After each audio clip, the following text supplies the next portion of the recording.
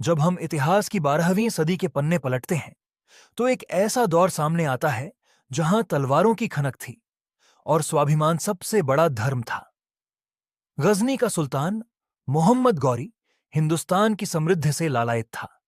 वह चाहता था कि गजनी भी हिंदुस्तान की तरह सोने की चिड़ियां कहलाए। अब उसकी निगाहें दिल्ली पर टिक चुकी थीं। दिल्ली का सिंहासन महाराज पृथ्वीराज चौहान के हाथों में था। वीर, पराक्रमी और युद्ध कला में निपुण। जब गौरी के आक्रमण की सूचना पहुंची तो पृथ्वीराज बोले, राजपूत किसी लुटेरे से नहीं डरते। युद्ध होगा और सामना होगा। संगीत तेज दोनों सेनाएं टकराईं।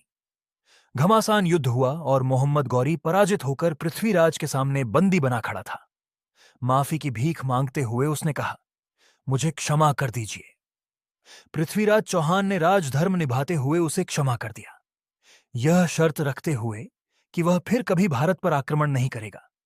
लेकिन इतिहास गवाह है, गौरी ने अपना वचन तोड़ा। इधर कन्नौज के राजा जयचंद पृथ्वीराज से ईर्ष्या रखते थे।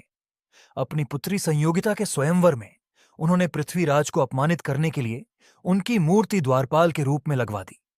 लेकिन संयोगिता ने सभी राजाओं को ठुकराते हुए उसी मूर्ति को वरमाला पहनाई और तभी पृथ्वीराज सभा में प्रकट होकर संयोगिता को अपने साथ ले गए। यह अपमान जयचंद के अहंकार को जला गया। जयचंद ने मोहम्मद गौरी से संधि कर ली।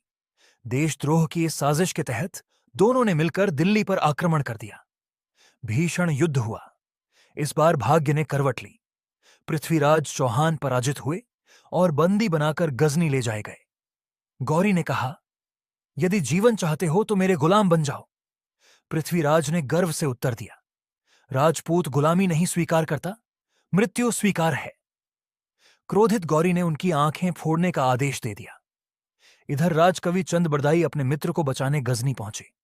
उन्हें झात हुआ कि गौरी तीरंदाजी प्रतियोगिता आयोजित कर रहा है।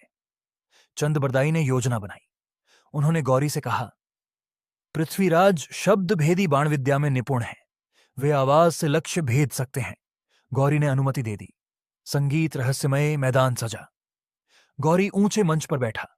चंद बरदाई ने दोहा पढ़ा, 4 बांस 24 गज, अंगुल अष्ट प्रमाण, ता ऊपर सुल्तान है, मत चूके चौहान। दोहा सुनते ही पृथ्वीराज ने धनुष पर बाण चढ़ाया और आवाज के आधार पर सीधा निशाना साधा। तीर चलने की आवाज।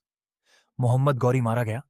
अपने स्वाभिमान की रक्षा हेतु पृथ्वीराज चौहान और चंद बरदाई ने एक दूसरे को प्रणाम किया और अपने प्राण त्याग दिए। संगीत भावुक। ये केवल